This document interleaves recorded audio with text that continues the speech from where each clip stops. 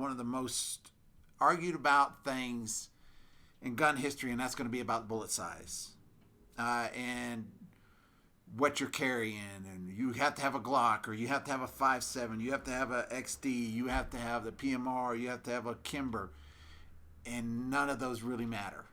Really, it's going to depend on the individual. The individual, how they fire the firearm.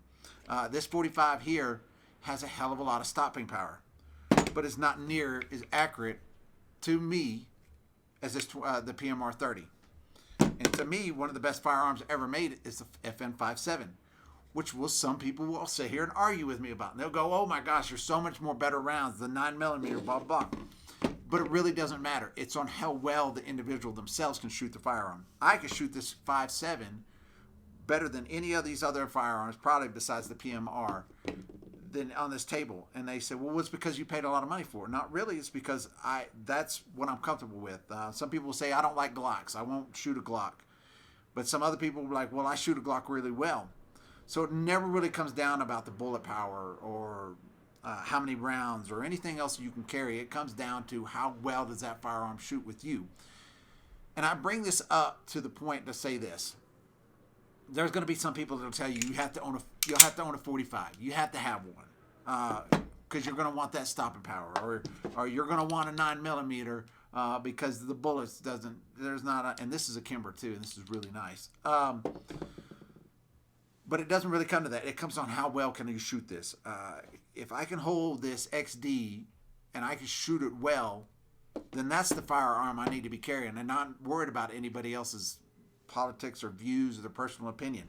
I carry a Bodyguard 380 in my pocket. This is what I prefer to carry in my pocket. I would prefer a SIG P238, but it's a little too big to carry in my pocket. It's not accurate. It's not super. The trigger pull is atrocious. But, and there we're going to go again. Somebody else might pick up this Bodyguard and go, "Man, I really, really like this." And it's going to come down to the individual. So what I do recommend to do is you to go to a local shooting range or talk to your friends. You're saying, "Hey, I want to get into firearms. I want to shoot." Try out different guns. Shoot different kind of calibers. Shoot different kind of guns.